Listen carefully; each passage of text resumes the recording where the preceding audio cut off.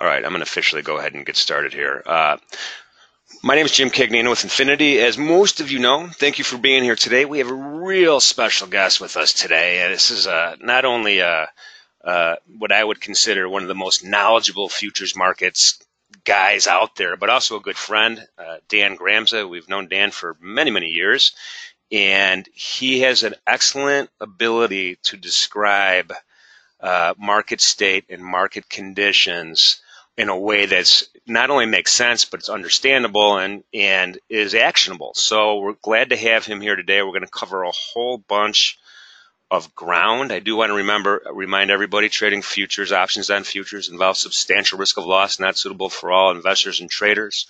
Oftentimes in futures trading, you have a high combination of leverage and volatility. And although that could result in opportunity, it also could result in risk. So be careful. Only fund your futures trading account with risk capital. My personal definition of risk capital is money I could afford to lose that doesn't change my lifestyle or change my retirement horizon or overly anger Mrs. Cagnina. Now, I say that last part a little tongue-in-cheek, but stress in life does matter, and oftentimes we make bad decisions when under stress. So be careful there. If you're not sure where you fit on the risk capital curve of things, feel free to give me a call or any of the customer service reps here at Infinity, and we'd be happy to talk to you about it. All right, before we get officially started with Dan, I do want to do what we've been doing the last couple of events. I'm going to show two charts, and we are going to put a sim trade on, and we're going to decide if we want to go long or short the E-mini S&P, and then we're going to see how, at the end of the webinar, we're going to see how we do. So right now, all you see is a market profile chart. Let me get this out of the way for a second. I have market profile and volume profile, and if you look to the lower right, what I've done is I've bifurcated the two profiles, one which contains the overnight market profile, volume profile for the E-mini S&P, and then the H period, which basically just started at 8:30, and we have the I period right now. So this kind of represents the New York Open, right? So the U.S. Open. So that's kind of graph number one. I want you to look at it, and we're going to vote long or short, and you're going to type in if you want to go long, if you want to go short, and we're just going to put a sim trade on. The second chart is just a simple daily candle chart, and I have a magic line. Those of you who've been following me the last month or so know that my magic number is 2826, and we're just going to leave it as a magic number for now. So let's go ahead, type in long or short or buy or sell or whatever you want. Let's see what the consensus is going to be. So far, it's way long. People are, I don't know, 3/4 of the audience are saying go long or buy. Wow, a lot more are saying go long or buy. Let's give it a couple more seconds here. Well, we got a couple shorts. Clyde and Mike are coming in with shorts. I like that. Jeff is coming in with exact trade recommendations. I like that too. Oh, now the shorts are coming in. Brian says triple top. Let's go back to the market profile here and let you chew on this a little bit. Remember, Fed meeting was yesterday. We're going to talk about all that. All right, shorts are catching up, but we're still predominantly long right here. Predominantly long right here. So I'm going to go ahead. Just put the Infinity AT trading ladder up. We'll just do a one lot. We won't do anything crazy, and we're just going to do a market order here to buy one. And there we are. So we're long at 35.25 at the start of the webinar, and we'll see what happens. We'll see how we do. I'm going to go ahead and close this down, and I am going to push the charts over to Mr. Gramza.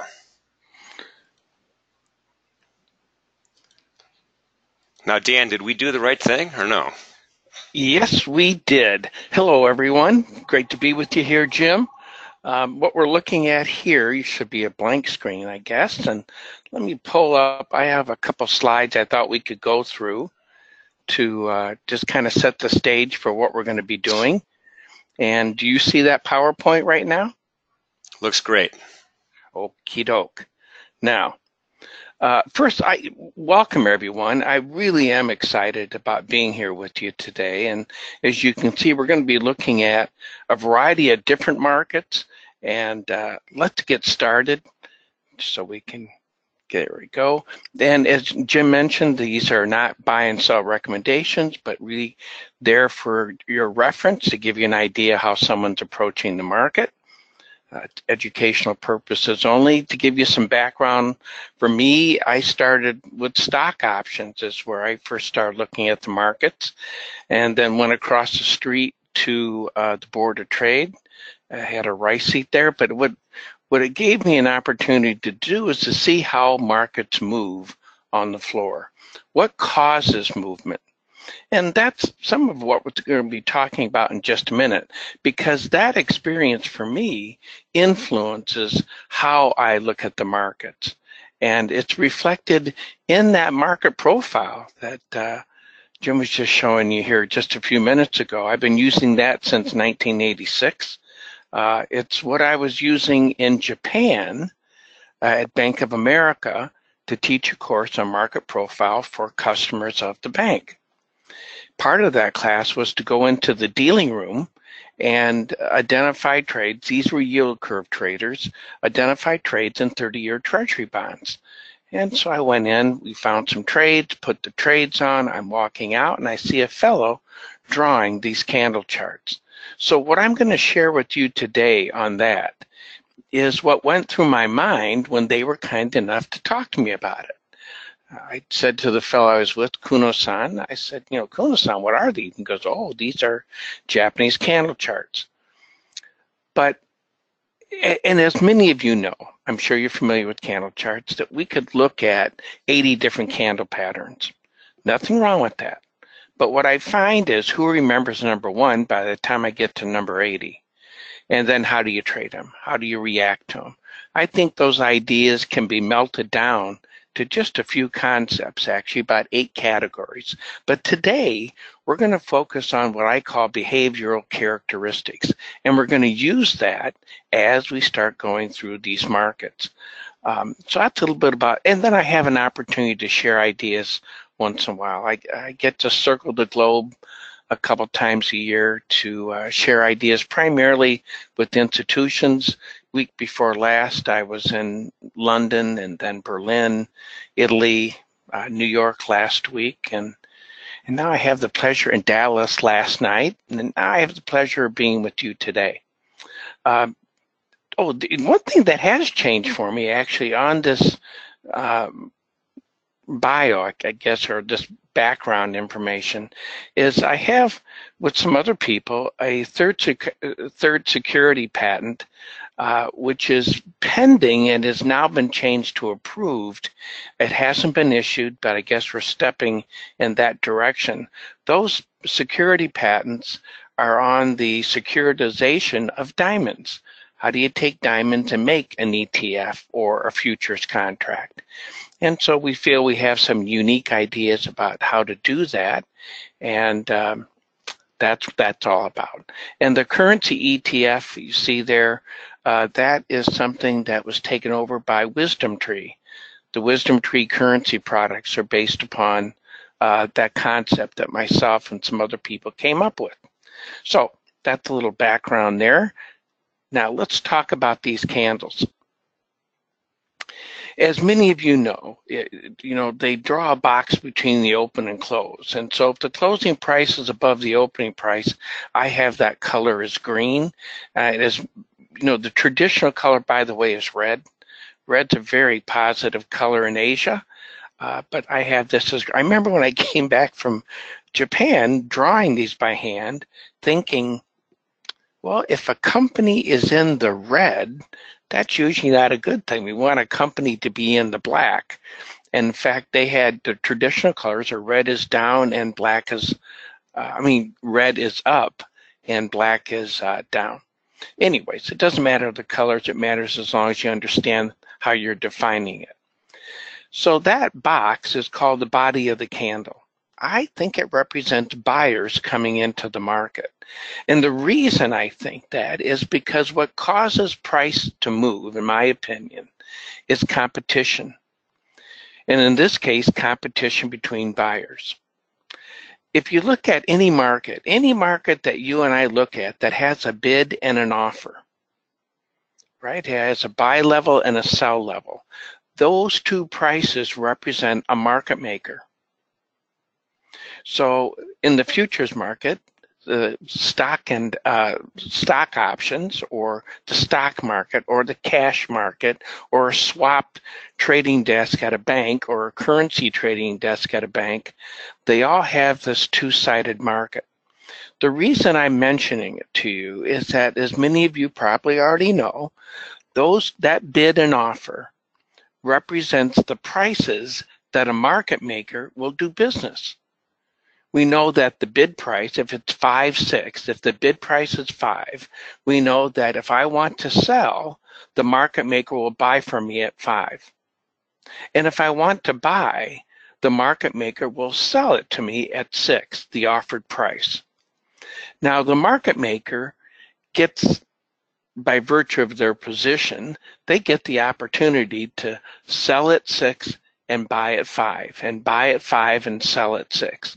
They get paid that spread for taking the risk of taking the other side of our trade. So they add liquidity. Market makers will always take the other side of our trade. But here's the point behind going through that. Market makers do not, I believe, cause a trend.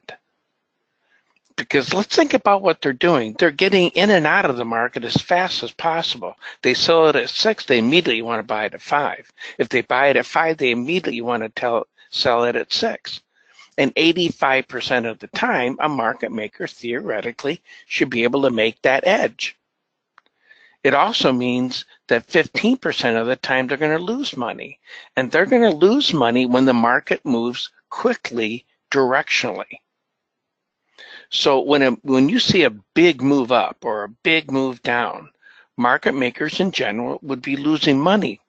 So if we have a big move up, it's 5.6. I'm the market maker, excuse me. I sell it to you at 6, and the market goes 7.8.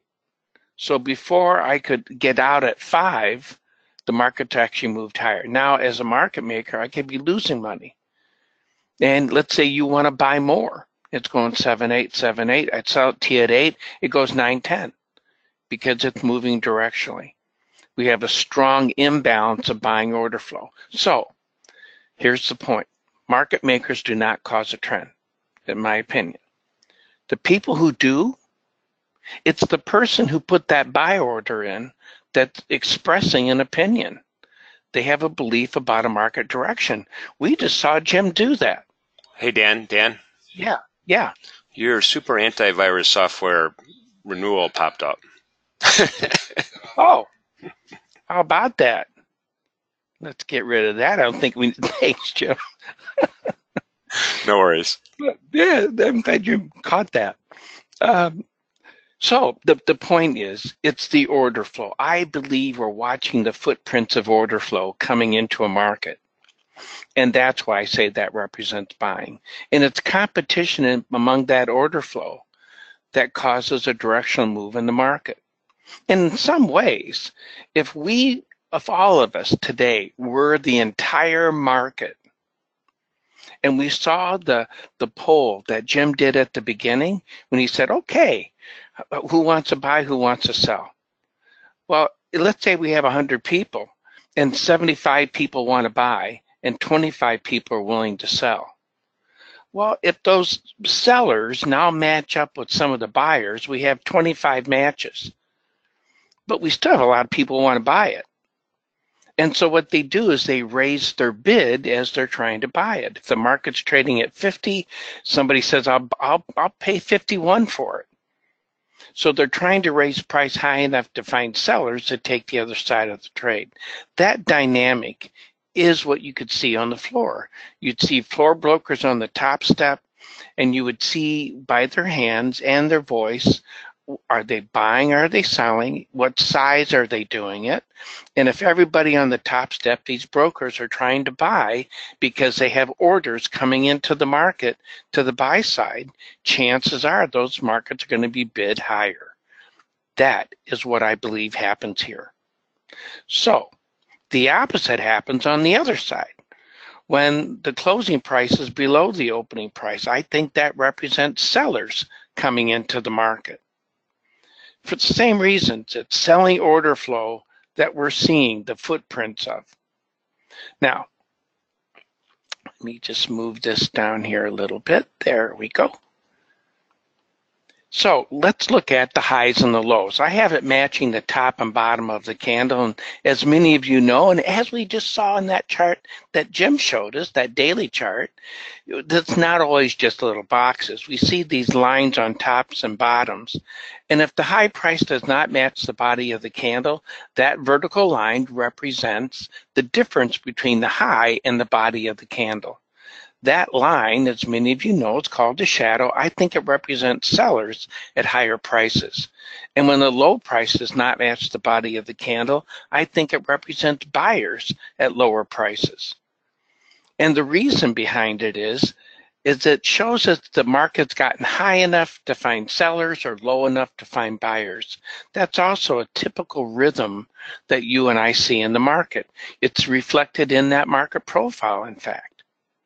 Well, if we take, hey, Jim, if I move my arrow, do you see the arrow? Yes, I do. Okay, good. Thank you.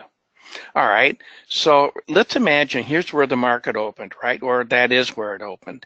At some point during its life, it traded at that low price. Agree? And when it did, that means the market is trading lower than the open. There would be a body of a candle and it would have been red. But something happened at that level and the market got low enough to find buyers. So below my arrow, you would see that red candle disappearing as a line below it starts to appear.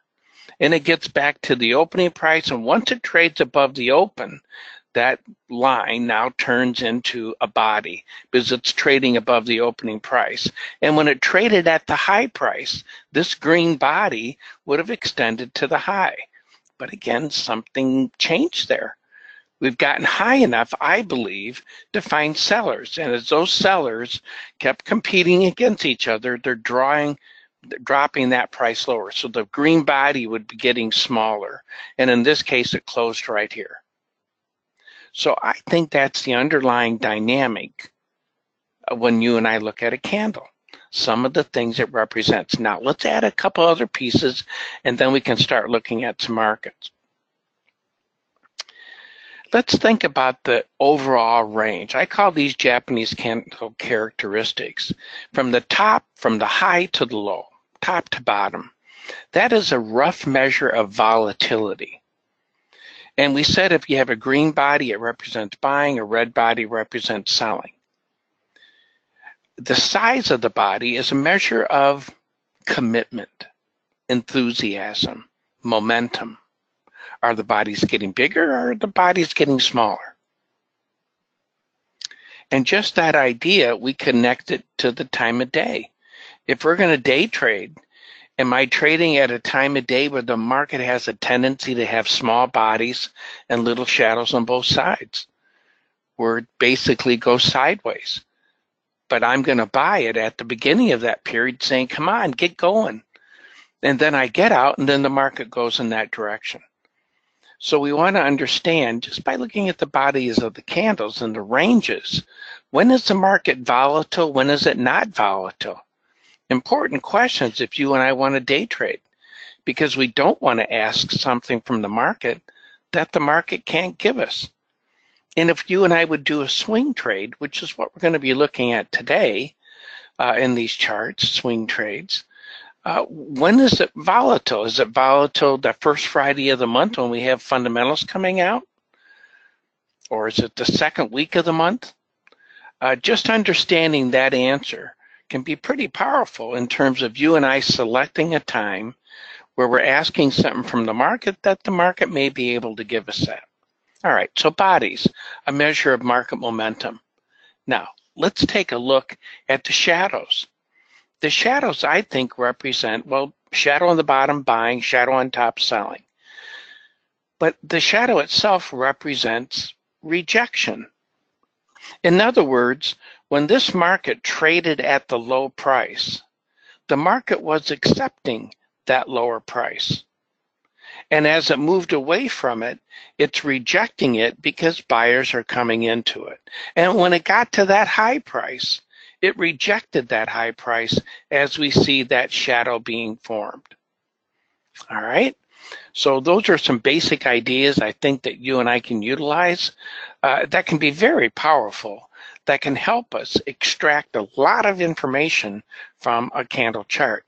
I just want to mention this. This is a website that my suggestion is, or let me tell you a little bit of background behind it. I look at stock indexes, Forex, interest rates, precious metals, energy, and grains. These are things that you and I are going to look at today. And it's free. So if you're interested in this, if you click on the button where it says start here, you do want to start there. Click on that and you'll see this, it's a video of me, and that's the CME, the old Board of Trade trading floor behind me. But I'll be talking about what you're going to see in the videos. And then next you click on where it says learn more, and then you click on get started, and then you click on free registration. You put in some basic information. All that information stays right there. It's not shared. It's not used for anything. CME Group doesn't look at it. No one else does either. So that's just the process you go through.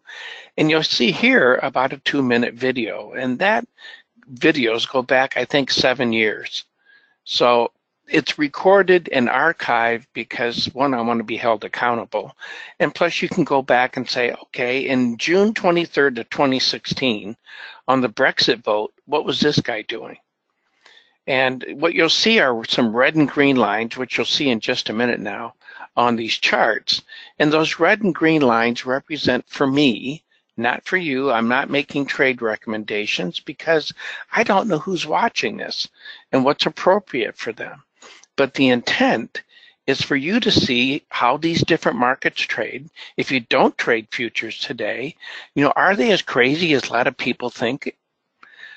We can find stocks that are incredibly volatile, and so can futures markets. They can become volatile too. But now it gives you a chance just to watch them, to see how they behave, and to hear how someone's trying to approach those markets. So that's the intent behind this.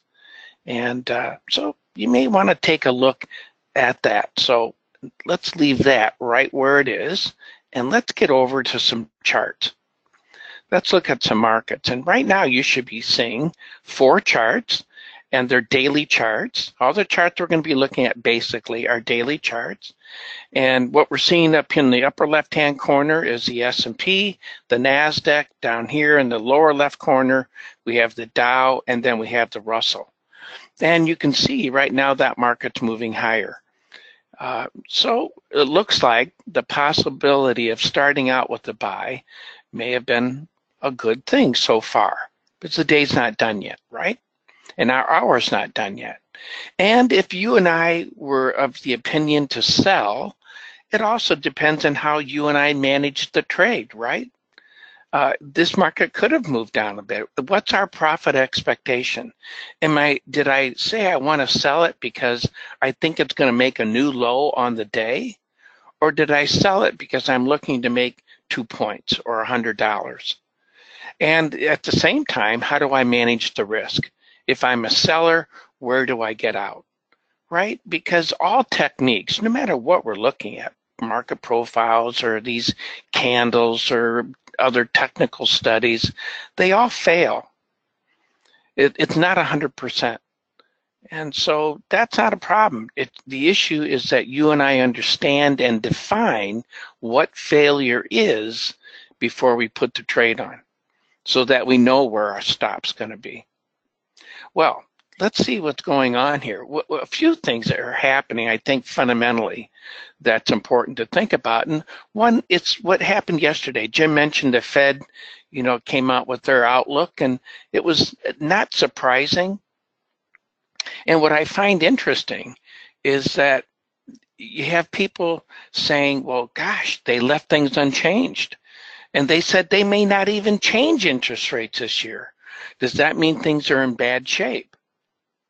And so what are they not telling us? Is this foreboding a bad situation? Well, I don't look at it from that point of view.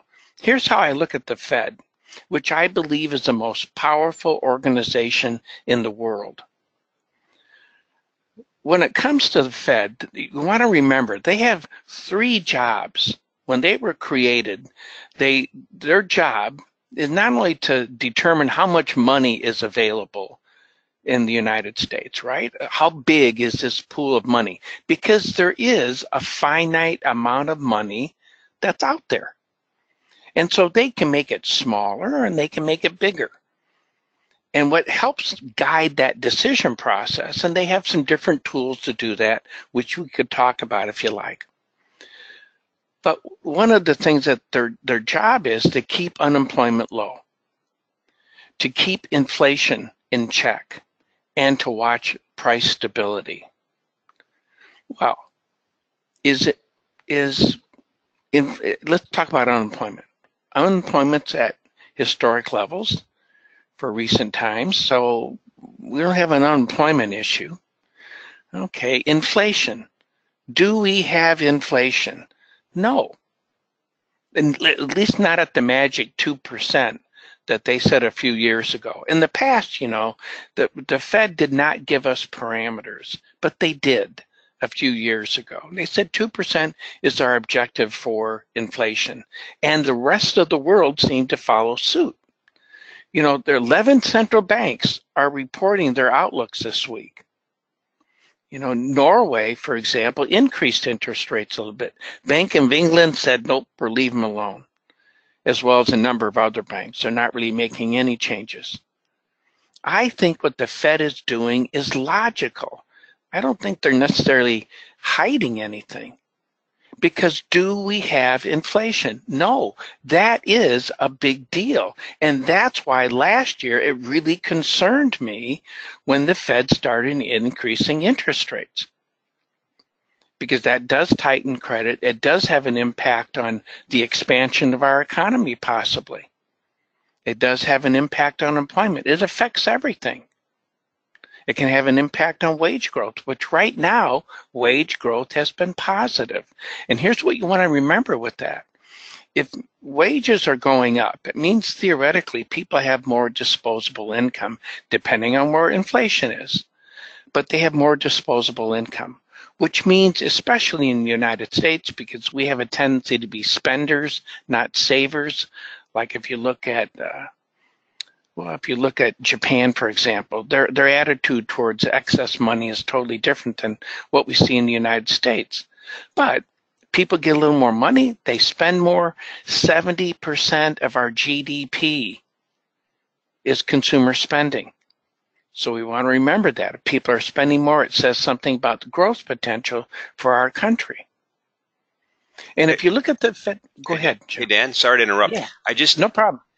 Yesterday, I think I heard with respect to the Fed's balance sheet. Yeah. The idea, I think the quote was, "We are going to taper our taper." Yeah, that's exactly right, because they were going from $30 billion a month to $15 billion a month starting in May, and they want to end that in September. The Fed balance sheet doesn't concern me, but go ahead, Jim. Well, that was my question to you. Does the size of the Fed's balance sheet and the projected duration to either increase it or decrease it matter right now to us? Well, Jim, I don't think it does. I don't think it does. If the government was going bankrupt, it might, because that's more debt. But no, it gives the Fed the ability to take money in and put money out. Let's think about how that got bigger, because let's talk about the tools that the Fed has. Jim, that's a really good point that you're raising, actually. And the Fed, they have a couple different tools. One, they can change the Fed funds rate. And let's just, in case you're not familiar with it, let's just talk about how the Fed works quickly. And that is this. If anybody's seen the movie It's a Wonderful Life, and it's a movie with Jimmy Stewart, and Jimmy Stewart, if you haven't seen it, he's the head guy, president of a savings and loan. And this goes back to the 20s, right before we had 1929, when we started to have the Great Depression. And, we had the runs on the banks. and everybody's running to his savings and loan because they want their money, because they heard banks are going bankrupt and they want to get their money out.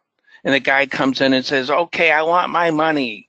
And Jimmy Stewart says, well, I don't have your money, Bob. That dollar you gave me, I loaned it out to Harry so he could build a house. And that literally is what would happen. A dollar comes in, a dollar goes out. That person pays a mortgage rate. The bank keeps a little bit of that mortgage rate, and they also pay a savings rate to people who had the money there. After that, the government said, this didn't work out so well. And what we're going to do is we're going to require a reserve amount at the bank every day. So if you have a dollar coming in, you can loan out 85 cents, for example. 15 cents has to be in the bank. And at the end of every day, we want to make sure that you have that 15% of your deposits in the bank. So if somebody wants their money, they can get it. That's the reserve requirement. Now, what the Fed can do is they can change that amount. They rarely change that, but they could change the amount that the bank has to keep in the bank. Now imagine what that does. And I'm just picking a number, if they lowered it from 15% to 14%, that means the bank could loan out more money. So that increases the money supply. If they wanted to decrease it, they would increase the reserve amount, which means the banks would have less money to put out there, right? Now, let's say at the end of the day, though, you and I have a bank and we do our tally and we say, son of a gun, we're short. We don't have enough money in the bank to meet our reserve requirement. Now what do? Well, we could get a loan, an overnight loan. We could go to another federal bank. So any bank that's a part of the federal system, as opposed to a state banking system, can now go to another federal bank and say, something, I need an overnight loan. I'm short $100 million. Could you lend me that money? And they say, sure. And they loan it to them at what's called the Fed funds rate. They could also go to the Federal Reserve itself and say, Fed, I'm short $100 million. I need an overnight loan. And they say, sure. And they charge them the discount rate. So that's what those two rates mean. And those rates have an impact on the cost that the bank's going to pay for that overnight loan, which will have an impact on prime rates, on car loans, on house mortgages, on the economy. Now, when the interest rates are changed, and I think this is an important thing for you and I to remember, when the Fed changes that interest rate, it takes 6 to 9 months for our economy to feel that, to absorb that interest rate change. So, those are a couple of the tools that the Fed has to change interest rates. Now, here's something else they could do. There are 22 institutions that deal directly with the Fed. So if the Fed wants to sell securities, and they could be short-term securities or maybe longer-term securities, that's one of the things they could do. They could issue these IOUs for government debt. And the way it works, if you're one of these major institutions that deal with the Fed, it's not a deal like, a market maker kind of deal like you and I were talking about. It is, you do whatever the Fed says. If the Fed says to these banks, I want to sell you these securities, I'm going to sell you $100 million worth of these securities. The dealer buys $100 million worth of securities. Now, what does that do? Again, they're changing money supply. By them selling the $100 million to that bank, the bank is taking $100 million to buy those securities. So they're taking that money out of circulation. So the pie just got smaller by 100 million. So those securities are also what sits on the Fed's balance sheet. And so if the Fed wants to put money back into our economy, they could. buy back those securities. So they go back to the bank and they say, hey, you remember that 100 million that I had you buy from me a few months ago? And the guy goes, yeah. And he says, well, I'll tell you what, I'll take them back. So I'll buy back. He said, I'll give you $100 million. So that's another tool that the Fed has, interest rates. So they could change the Fed funds rate, which is typically what they do. They could change reserve requirements, or they could buy and sell securities. So those are the mechanisms they have available. In my opinion, if you look back at the Fed function for the last 30 years, if you look at how they have changed interest rates, it has a tremendous impact on our economy. If you look at the top in the late 90s, that was at 6.5% is what the interest rate was at that point. That was high enough to choke off credit for the dot-com bubble, and then the market started coming down. We went down to 1% in 2003. In 2007, 2008, remember that one? And the interest rates got high enough. Hey, see, here's the deal. What we know and what we don't know. Let's talk about the real estate issue. What we knew was that there was a lot of subprime mortgages, which means that these are people that can afford this house at current interest rates. So they're just making. So what we know then, if they have an adjustable rate mortgage, as that interest rate goes up at some interest rate level, who knows what it is, but at some interest rate level, those people with subprime mortgages can't afford the mortgage payment and they're going to default. And that's always the tricky bit for the Fed, is they increase interest rates because they're concerned about inflation, so they want to dampen growth a little bit. And as they increase that interest rate, in that case, I think it was 5.5%, people were defaulting, and we saw, the whole story about the real estate impact. So the Fed, I find, is interesting, and I'm very happy to hear what they're saying. They're saying, something, we don't have inflation. We're going to monitor it. And they also expanded their point of view. If you listen to some of the things they said, we're going to watch to see what happens globally, the global risk and global prices and the weight on the economic outlook. They all have an impact here. So they're taking more of a global point of view. 15 years ago, you probably wouldn't have heard those kind of comments coming out of the Fed, but it is the reality. We're all connected. So I guess that's a long way for me to say I like what the Fed's doing, and I think they're doing the right thing. Not because it's going to be weak in the future, but because there's no real strong reason for them to increase interest rates. The other thing I would suggest in the future, maybe not this year, but next year, or whenever they do start increasing interest rates, is you want to watch the velocity that they do it. How often do they do it? And again, if you look at 2007, 2008, that whole period, or down to 2009, they were changing interest rates every month. And remember, it takes 6 to 9 months for us to feel, as an economy, that change. So my concern is the frequency that they change interest rates. But I'm very pleased with it, and we do have positive things going on in our economy. I mean, today, if you look at the marketplace, I think we're seeing the right thing. I am bullish on the stock market. I do look for further movement to the upside. Our U.S. jobless claims decreased to 221,000 today, and the economists were looking at 225,000. Last month, that was revised up to 230,000. So we're seeing that coming down. What it tells us is that we have a strong labor market. And as I mentioned, we're seeing wage growth holding its own and increasing. Those are very positive things for us. Also, over 70% of the companies that reported earnings have beaten earnings estimates. That's a positive thing to look at.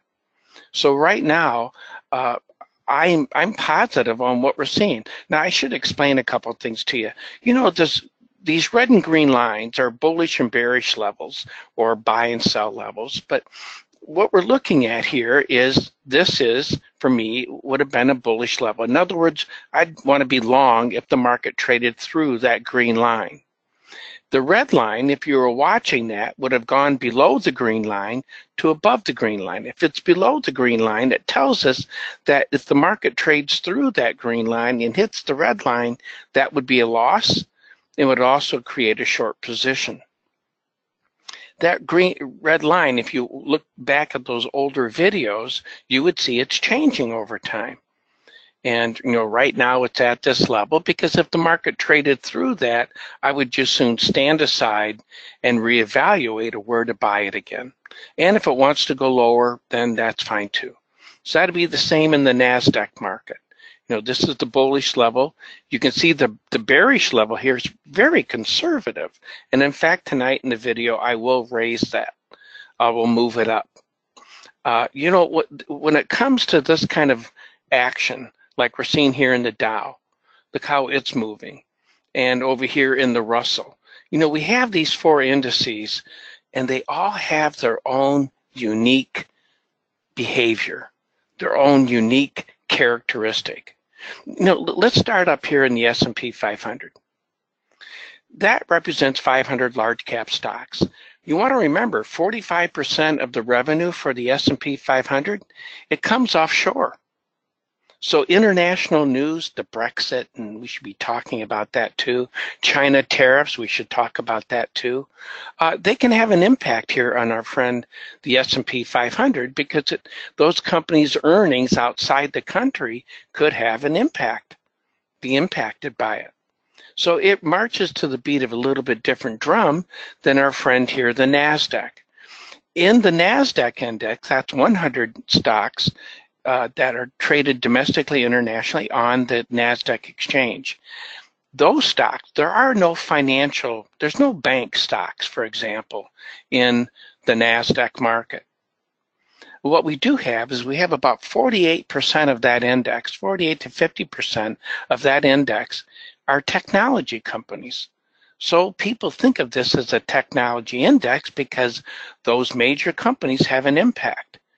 And both of these indexes, although the NASDAQ is modified capitalization weighted, the S&P is a capitalization weighted index. Well, all that means is they take the stock price times the number of shares outstanding.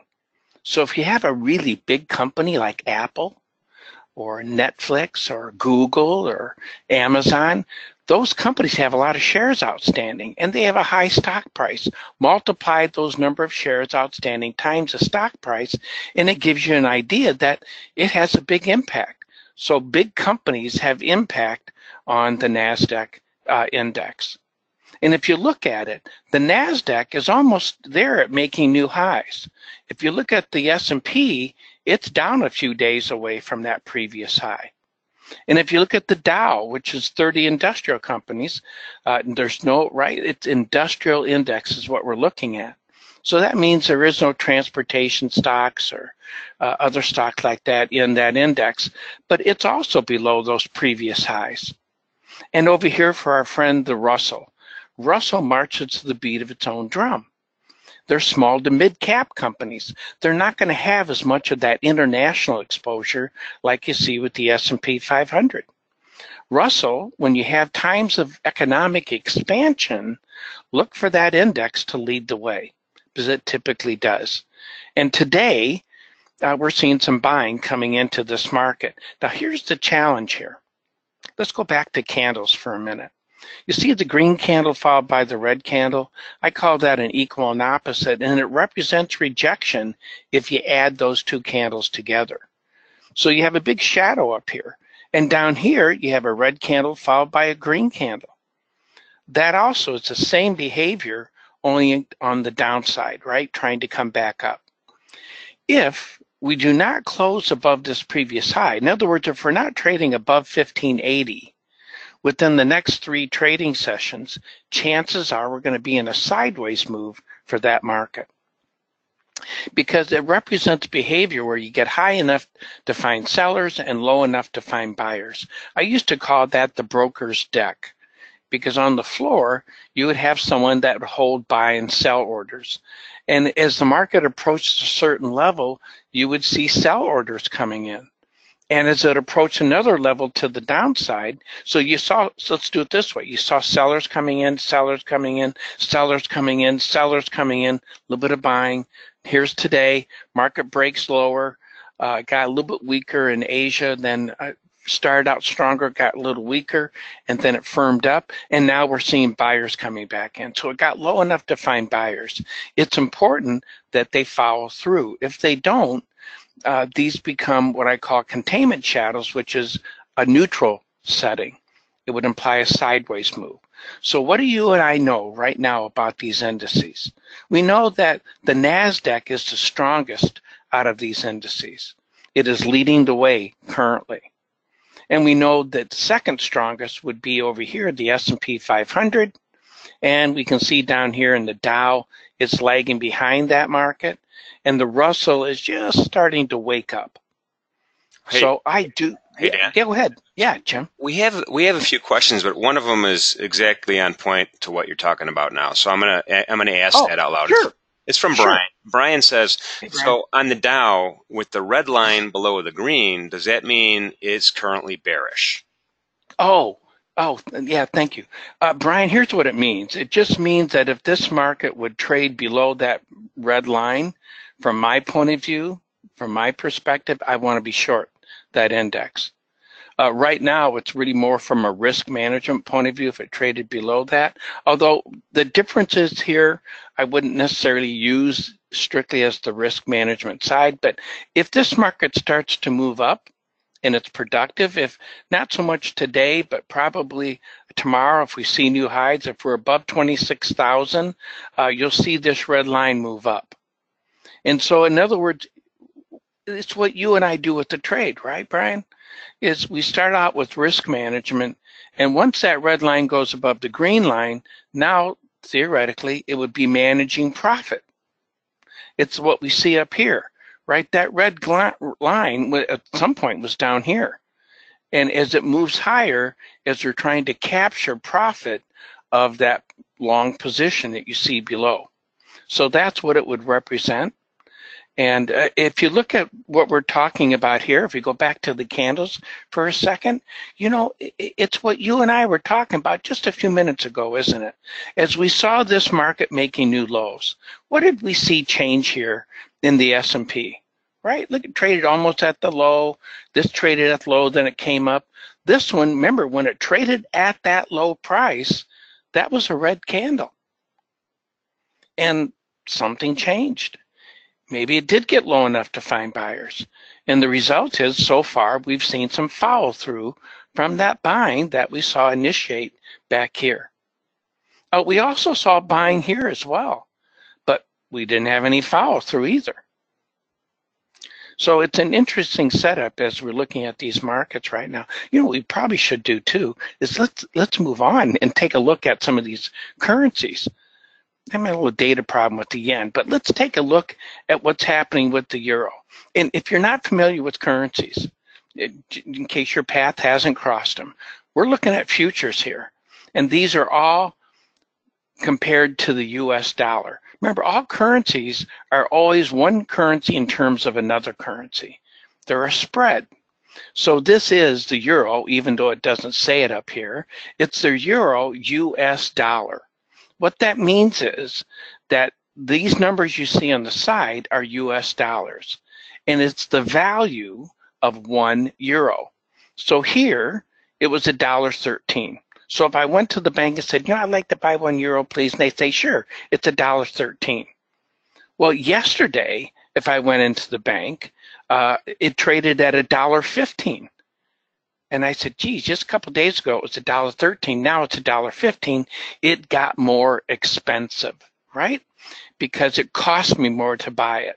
If I put it in currency terms, it means that the euro was getting more expensive or the euro was getting stronger. And it also means the US dollar was getting weaker. So when you look at a currency chart, you can think of the strength and weakness of that first currency to keep it simple. So here, for the euro, we know right now the euro's been stronger. And today, the euro is weaker. And what I talked about in the video last night was I was looking for an inside day in the euro. And so far, it seems to be behaving that way. We saw it firm up in yesterday's action, and today it's quiet. It's on the inside range. I'm bullish on the U.S. dollar longer term, and the reason is if you believe that the economy would get stronger here, it means that people outside the United States, a lot of the money managers that I deal with in Europe or in Australia, for example, if they want to put money in the United States, what do they have to do? If I'm sitting in Germany and I want to buy some U.S. stocks, I convert my euro to U.S. dollars, which means I'm selling euros and I'm buying U.S. dollars, which means if enough people did that, you would see a red candle here for the euro because it's being sold to buy U.S. dollars. And I think today what we're seeing is a strengthening of the U.S. dollar, a logical move. The issue is, will it be sustainable? And we have a lot of question marks, right? Each one of these currencies all have their own story. And in the euro, we've got, Germany's a little softer right now, and it's going to be manufacturing. It's going to be interesting to see how the Trump administration reacts to what Germany just said yesterday regarding NATO. The agreement for NATO was that those member countries would put in 2% of their GDP. The United States puts in 4%. And so Germany yesterday said, well, we're not going to put in 2%. We're going to put in 1.5%. Well, somebody has to fill in that 0.5%, which in the past kind of falls to the United States. So it'll be interesting to see what kind of reaction we're seeing there. But Germany has some challenges right now, and they got to figure out what the heck is going to happen with our friends right down here in the British pound with Brexit. And what we know is there's uncertainty. And today, this could be a bigger move to the downside. And I'm saying that it should do that, actually. If it doesn't, then I'm looking for an inside day for tomorrow. Look at all these shadows. See all those shadows? I call that potential energy. If we trade below those, that means everybody who created the shadow, if you go with the assumption that represents buying, if we trade below those lows, all those buyers, all the buyers from yesterday, they're losing money right now. And so what do they do to get out of those losses? They sell to close out those long positions, and they should add selling order flow. So ideally today, we'd want to be closing below 31.50. If we don't do that, then I think we could have an inside day for tomorrow. So what an interesting situation with the British pound. What a tough situation. They have, it's complicated. They have to remove 6,000 laws from their books. They have to renegotiate 1,100 treaties, and they can't renegotiate the treaties until they leave the EU. And do they represent Northern Ireland or not? Do they represent Scotland or not? I think so right now, but all those issues have to be sorted out as well. What happens to the 200 players in the Premier League and the soccer league in the UK? What happens to their immigration status? What happens to me if I'm a UK citizen living in southern Spain? What happens to my benefits? So, there's a lot of personal things that could change with this. So it is complicated, and it's really a tough sell. So, and obviously they're asking for time, just so you know how that whole thing works. When it was originally formed, the EU, there wasn't a way to get out. They didn't have a clause to do that. And I think it was the Maastricht Treaty, when they got together on that one, is when you had Article 50 was formed. Article 50, it provides the process to get out. You have a 2-year window once you engage it, which is what the UK did, and that comes up March 29th. And under Article 50, you can ask for an extension, actually up to 2 years. But it has to be approved by the EU. And we've had Germany, France, and the EU say, well, if you need a little more time, we're willing to sort it out. So that's kind of where they are right now. A tough situation. A market I think that's also interesting is the Aussie dollar and the Canadian dollar. Those are considered commodity currencies because they basically, their economies are based on selling resources. For our friends in Australia, China is the #1 consumer of Australian goods. Australia, for example, #1 seller of iron ore in the world. I think #4 on wheat, wood pulp, gold, a whole variety of products. Anyways, China's a #1 customer. Japan's #2, United States #3, Korea #4. And so if you see China improving, their economy's getting stronger, and manufacturing is increasing, then you look for the Australian dollar to get stronger, because China is going to convert their currency into Australian dollars to buy Australian goods. Therefore, it should put upward pressure. And our friends in Canada, you know, they're the largest customer for us when it comes to buying crude oil, although we're going to be buying less crude oil from them. Crude oil is another market that's going through an evolution. Hey, Dan. And it's, yeah. Before I know you're on currencies, and I wanted to get this question in before you moved on to the next thing. Carlos asks, "What?" And I'm going to get everyone's question, sorted in here at the end, but this is kind of related to the dollar. So, so Carlos says, "What does been bullish the DYX mean? Does it mean that the dollar will probably make a new high before testing the 94, even the 91 levels?" Okay, let's talk about that. That's a great question, Carlos. The dollar index, the key thing you want to remember, it's index. You don't trade the US dollar. What you're trading there, it's a basket of 6 currencies. And so it's a reflection of the value change of those 6 currencies. And so yes, it would imply that the US dollar index would be getting stronger. I feel that way longer term, especially. And right now, it would be getting firmer as these currencies back off a bit. And I guess we should take a quick look at the Bitcoin. That's what you see right here. Again, this would be a bullish level, and right now, that bearish level has been moving higher. That's going to move a little bit higher tonight. So if you look at tomorrow's video, you'll see that's going to be a bit higher. This had a game changer with JP Morgan's announcement, I believe. You know, one of the problems with Bitcoin is what fundamentals drive it. There's a story for each one of these currencies fundamentally. Interest rates have an impact. A country with higher interest rates creates demand for that currency. So we expect the currency to go up. So for example, if the Fed would be increasing the interest rates, we would expect the dollar to get stronger. Well, JP Morgan came out and said, not so much the Bitcoin, but they came out and said they're going to create a stable coin. A stable coin means it's a cryptocurrency that's backed by an asset. So in this case, it could be gold, it could be diamonds, it could be the US dollar, and that's what JP Morgan's doing. JP Morgan came out and said, we're going to create a stable coin.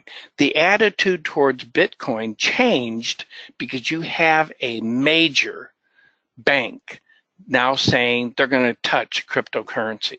Now that, just so you know what they're doing though, it's not something you and I are going to see.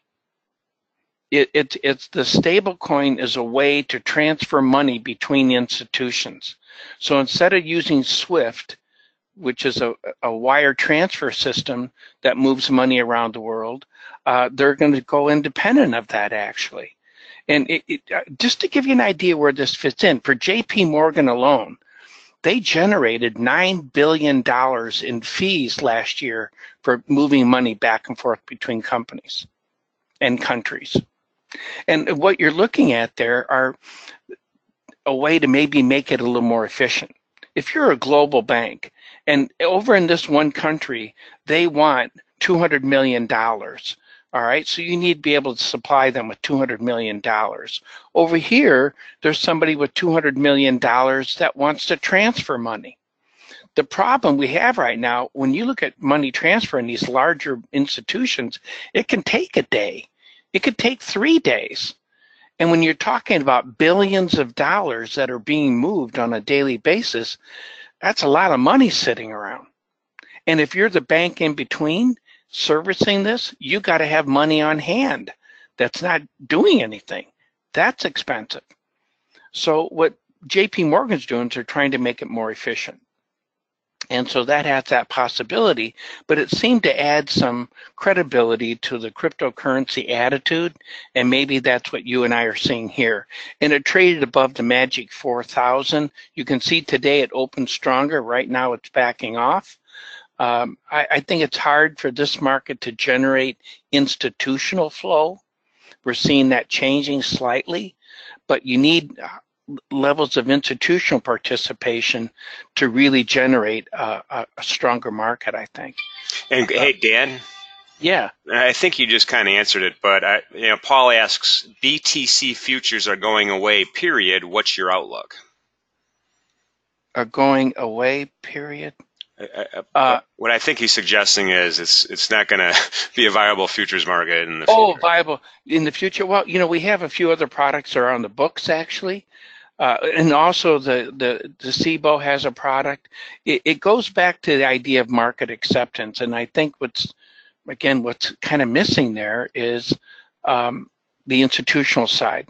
So if it goes away, I have to tell you, and I'm just giving you a personal bias, so this doesn't mean anything.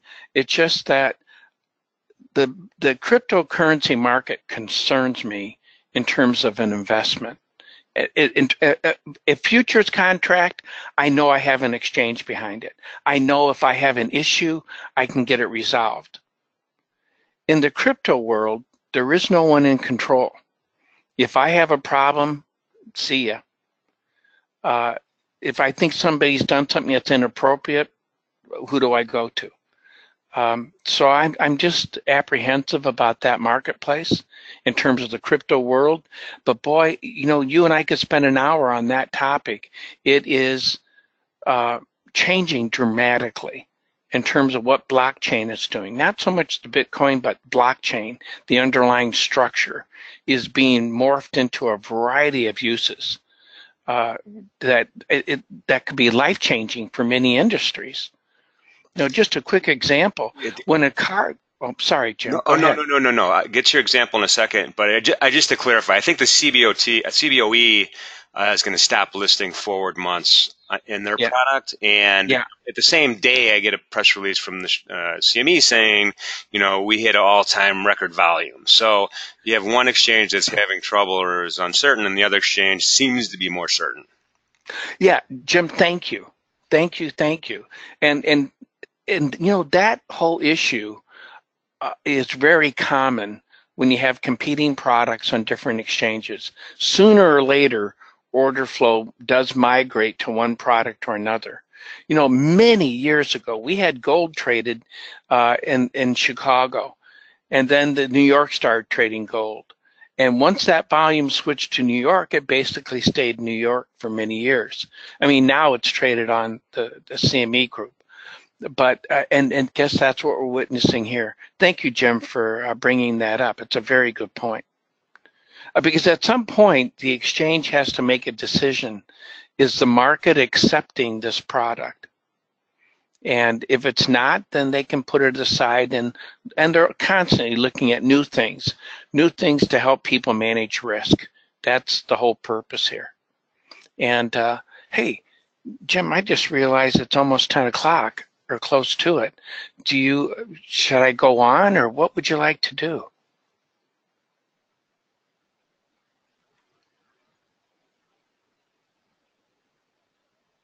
What do you think, Jim? Sorry, Should we buddy. look? I didn't unmute myself. Oh, that's okay. I realize that, do you want to go for a few more minutes? Should we stop right here? Would you Well, want to look at a couple of the markets, or what do you think? yeah. So I'm gonna take the screen back for a second, Sure. and then I'm hoping we can do some energies if you have them up, Yeah, no and problem. and metals if you have them up. So let me just kind of Okay. take the screen real fast, and here we are. The longs have spoken, right? Right. So it looks like winner chicken dinner for the longs. Congratulations. That's a one lot, fellas. I mean, ladies and gentlemen, that's a considerable one contract. That's a considerable winner. So we're going to go ahead and sell it at the market, and just so we can memorialize it. And there you go. So congratulations on that trade idea, the day. A lot of times just so you know, a lot of times the masses get it wrong. Not always, and not today. So I just wanted to share that. I think going forward, I got some questions here, Dan, but if you could just briefly go through the energies and the metals, if you have them up, and then we'll get to a few questions, and then we could call it a day. Okie doke. Here's the energy. Crude oil. Crude oil's up today, right? I am not bullish on this market. We have enough supply in the world, but the feeling is there's enough uncertainty with production that, OPEC's cut back. Venezuela is basically, U.S. is not getting any crude oil from Venezuela. And Venezuela is one of the sources for heavy sour crude, just like Mexico, for the United States. A lot of our refiners in the Gulf Coast, in Texas City and in New Orleans area, they're set up to refine heavy sour crude. So is China. If you're not familiar with that term, just so you know what it means, heavy means it has a lot of paraffin in it. Sour means it has a lot of sulfur. So when you refine those heavy sour crudes, you got to clean out. There's extra steps. If you look at WTI, the crude oil that you're looking at here at this CME, that crude oil is light sweet. You get higher production from it. It takes less to process it. But if you look at China, for example, they process a lot of heavy sour crude. Anyways, I am very skeptical of this market. And I've had some email from people say that I've been bearish this for a long time. And they say, well, you keep putting in buy levels. If you're bearish, why do you do that? Because what I'm giving you is my opinion. Price dictates what you and I do. My opinion, if the fundamental is 0.4 and it comes out 0.6, and everybody says, oh my gosh, that's bullish. Well, that fact doesn't put money in my pocket. Price movement does. And it takes money out of my pocket. So what's important is, when I look at this, is that price dictates what we do. If price wants to go higher, although I'm not keen on it, then I should be a buyer. Because what's the alternative? I'd say, oh, no, crude oil can't handle these prices. So I don't sell it. Or I don't buy it, or maybe I sell it and I stay stubborn. My opinion's irrelevant. What's relevant is how price absorbs information. And we could think about that from a fundamental point of view. The other thing I want to mention to you is that this year, the expectation, Marathon and Phillips 66, down in the Permian Basin are going to be adding 3 new pipelines. That's going to add 3 million barrels of production capacity this year. That would push us near 15 million a day. So we have some amazing. Last month we increased production by 85,000 barrels a day, and half of that came from the Permian Basin. So, and that's an area in West Texas and eastern New Mexico. But it's a game changer. Dan, on this point, Brian asked a question about how important to your levels is the weekly inventory reports that come out. I tell you what they do. If we think about what we just had, inventory report yesterday was down. It was down 9.59 million barrels. That's what they reported. So we're saying that our inventory shrunk a little bit yesterday. You know, I think you said Brian said that. I have to tell you, it's not a dominant factor. It's a knee-jerk reaction by the market. Oftentimes we'll see the market react, as we saw yesterday, you know, saying, oh my gosh, we have less crude oil. So therefore, we should expect higher prices for crude oil. Also, what comes into play here is the U.S. dollar. If the U.S. dollar is weaker, going down, then you're looking for higher crude oil prices. The reason is that crude oil is trading in dollars. And if you're oil producing country, you get paid in dollars. Now you go to the bank, you go to turn your US dollars into your local currency. If the US dollar is weaker, you get less of your currency. So one of the ways that could be offset is by higher crude oil prices. But long term, I have difficulty being super bullish on that marketplace. But I think inventory numbers, well, today we have it for nat gas. You know, this morning we had nat gas numbers coming out, and you can see this market also backing off. This is another fascinating market. I got to tell you, it's a game changer. What we're seeing with natural gas, it fascinates me. Do you remember a few years ago when Russia, the pipeline going through the Ukraine, and Russia said to Europe, well, we're going to shut the pipeline down a little bit. Well, then they want to build the Nord Stream pipeline, Russia to Germany. People said, why doesn't the United States sell natural gas to Europe? Because we didn't have facilities to do it. We do now.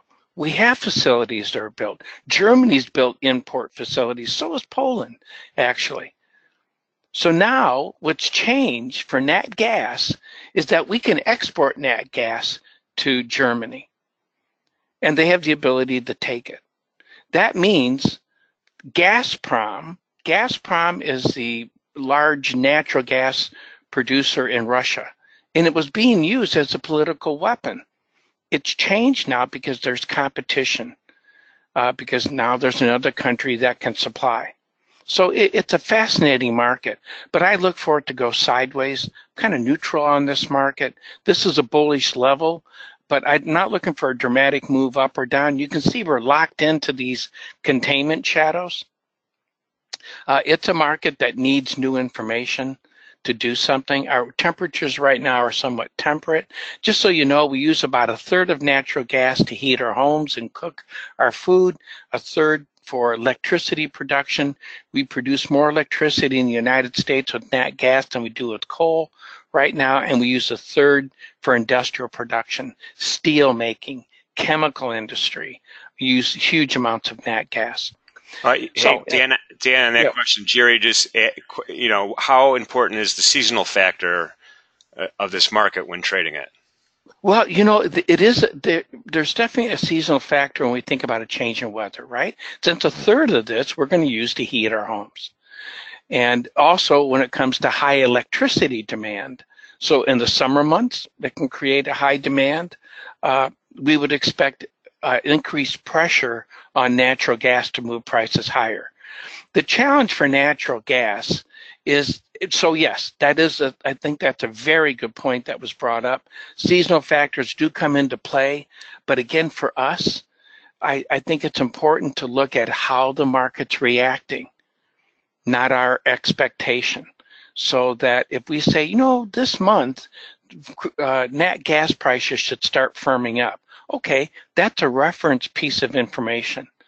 But if nat gas prices are going down, I don't want to be a buyer until I see evidence that buyers are coming into the market. But it can have influence. But because we have so much supply, some of those seasonal characteristics aren't as rigid as we've seen in the past. So it's a fascinating time. You know, we have, to give you an idea about nat gas, if you look at Bakken, the area in North Dakota, where we also have crude oil, they're flaring off natural gas. So it means when you get crude oil, you're going to get some natural gas.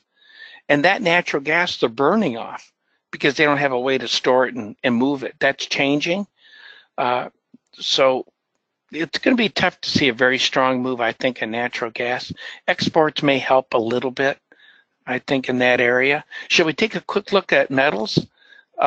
Gold, I'm really kind of neutral on gold. Gold and silver are excuse markets. In other words, they're markets that react to some kind of reason. I mean, gold, the value of gold is perception, what we think the value of gold is. The idea is that gold theoretically holds some type of value, right?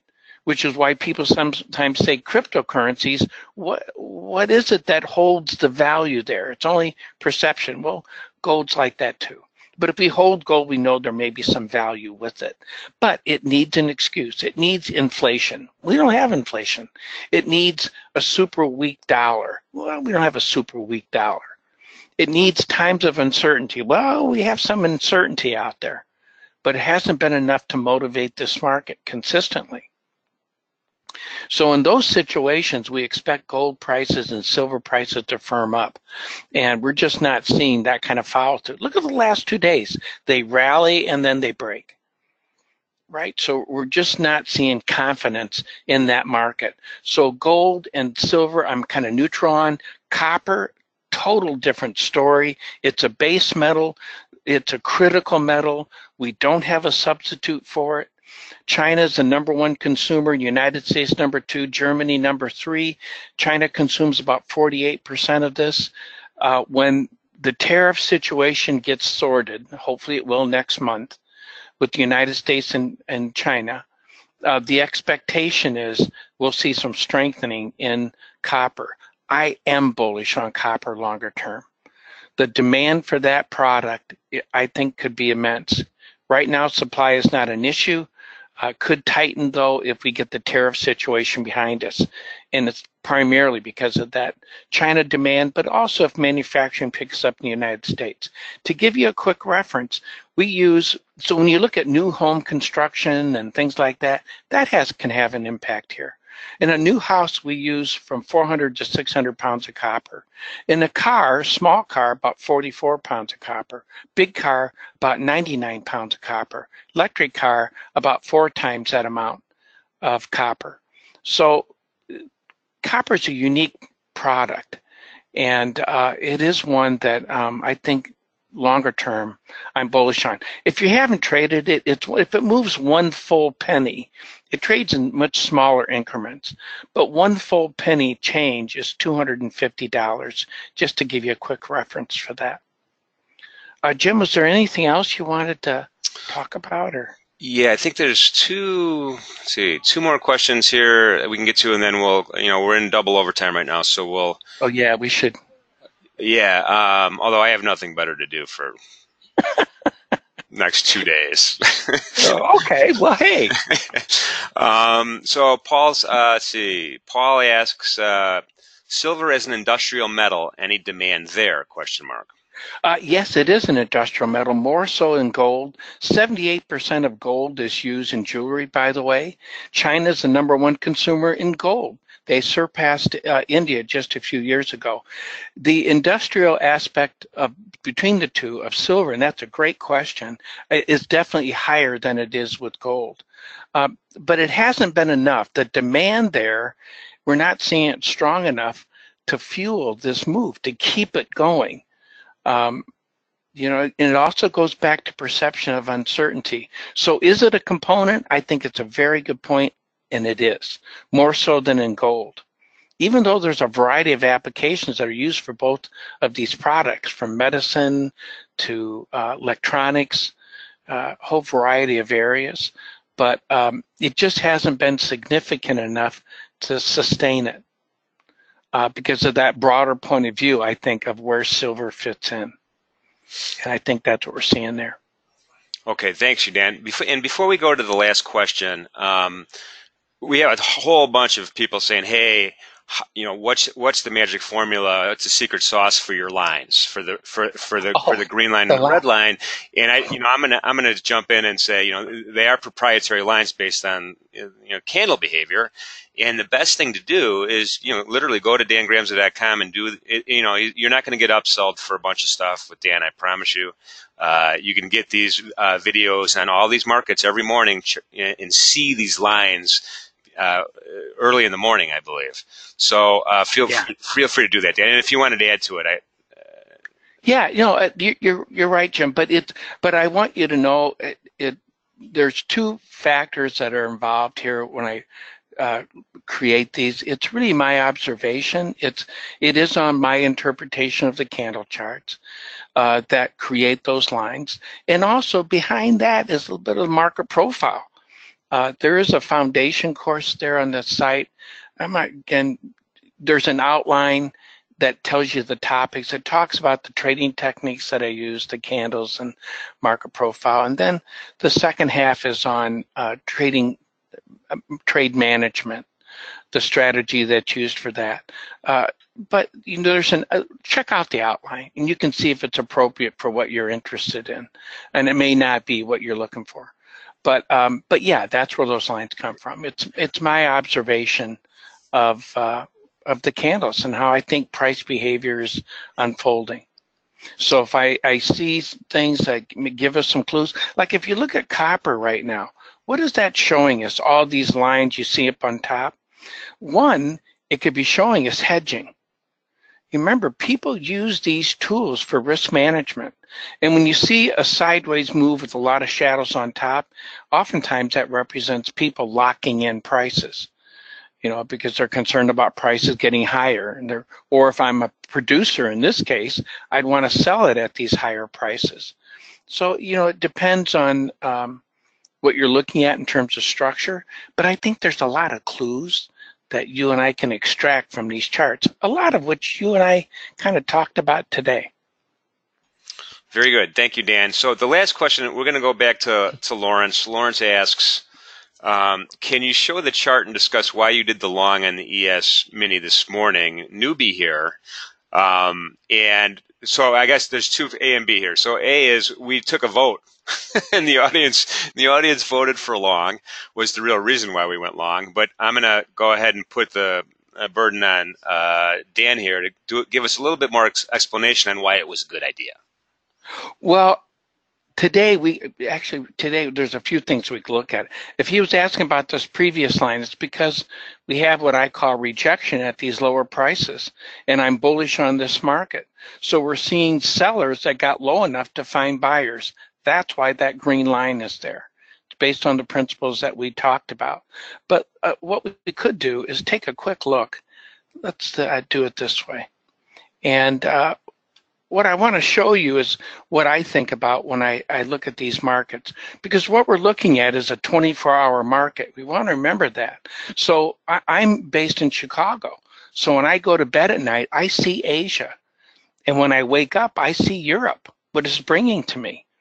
So that means it allows me the opportunity to trade before the stock market opens or to trade after the stock market closes. So when dividend announcements come out and you want to express that opinion, you could trade the E-mini S&P 500. Or I got to tell you something before I forget. Starting in May, there are going to be micro E-mini contracts that you might want to consider. It's 1/10 the size of this contract. But let's go back to what was happening here. We started today. So based on the things that you and I talked about today, right here is where Europe started. And back over here is where Asia started. Asia got a little stronger, then it got a little weaker. Europe opened up.